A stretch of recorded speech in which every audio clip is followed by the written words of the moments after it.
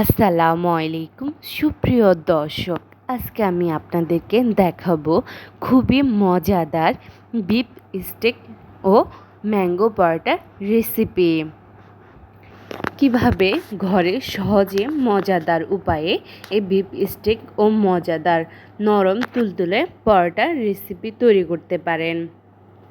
এর জন্য প্রথমে আমার বিফ স্টেক রেসিপিটা তৈরি করে নিচ্ছি।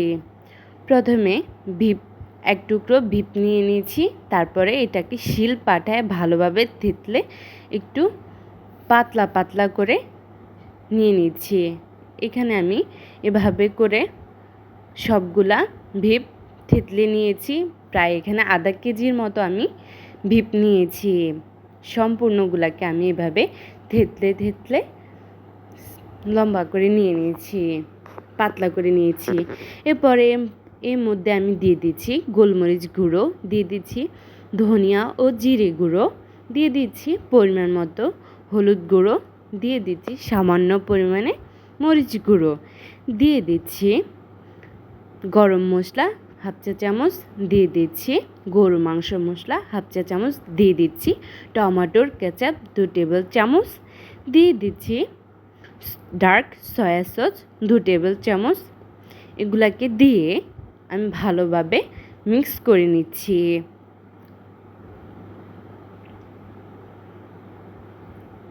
এরপরে আমি এখানে আরও দিয়ে দিব স্বাদ মতন লবণ, দিয়ে দিব আদা বাটা, দিয়ে দিব রসুন বাটা, দিয়ে দিব কর্নফ্লাওয়ার, দিয়ে দিচ্ছি একটা ডিম, দিয়ে এগুলাকে আমি আবারও কষলে কষলে মেখে নিব।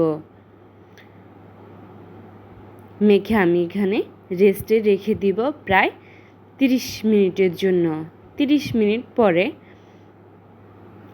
মিনিট পরে আমি আবারও এখানে সামান্য পরিমাণে কর্নফ্লাওয়ার ও চালের গুঁড়ো দিয়ে আমি আবার একটু মেখে তারপরে এগুলোকে ফ্রাই করতে দিয়ে দিব। এর জন্য আমি এখানে একটা প্যান বসিয়ে নিয়েছি। এরপর আমি এখানে দিয়ে দিচ্ছি পর্যাপ্ত পরিমাণে তেল, দিয়ে দিচ্ছি সম্পূর্ণ বিফগুলাকে আমি ছড়িয়ে দিচ্ছি। বিফগুলাকে দিয়ে আমি ডিপ ফ্রাই করে নিব এবং চুলার আঁচটাকে আমি একটু মিডিয়ামে রাখব, তাহলে বিফটা মজে আসতে খুব ভালোভাবে মজে যাবে। তারপরে এখানে আমি ম্যাঙ্গো পরোটার জন্য এখানে একটা ম্যাঙ্গো নিয়ে নিয়েছি। ম্যাঙ্গোটার থেকে আটিটা সরিয়ে আমি এখানে রসটা নিয়ে নিয়েছি। এর মধ্যে দিয়ে দিচ্ছি পাউডার মিল্ক, দিয়ে দিচ্ছি চিনি, দিয়ে দিচ্ছি লবণ ও অয়েল, দিয়ে আমি এখানে দিয়ে দিচ্ছি আটা, দিয়ে আমি এগুলোকে ভালোভাবে আগে প্রথমে মিক্স করে নিব। ঠিক এ পর্যায়ে আমি মিক্স করে নিব। এভাবে মিক্স করা হয়ে গেলে এর মধ্যে আমি দিয়ে দিব হালকা কুসুম গরম পানি। বেশি গরম পানি দেওয়া যাবে না, হালকা হালকা কুসুম গরম পানি দিয়ে আমি ডোটা তৈরি করে নিব। এখানে আমি ডোটা তৈরি করে নিয়েছি। ডোটা তৈরি করার পরে এখানে আমি রুটিটা বেলে নিব। আমরা সাধারণভাবে পরোটার জন্য যেভাবে রুটিটা তৈরি করি ঠিক ওইভাবে আমি তৈরি করে নিচ্ছি। আমি আপনাদেরকে 2টি বাজে আজকে এই ম্যাঙ্গো পরোটার রেসিপি দেখাবো। প্রথমে আমি এভাবে গোল করে শেপ করে নিচ্ছি পরোটার ভাঁজ দেওয়ার জন্য। এবারে আমি আরেকবার বেলে নিব।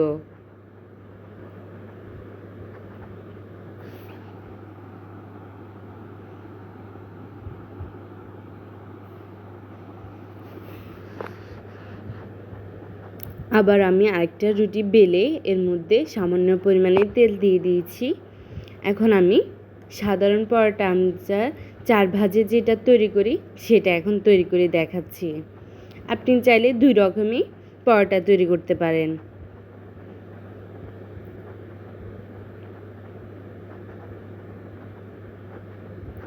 আমি পরোটাটা ছেঁকে ভালোভাবে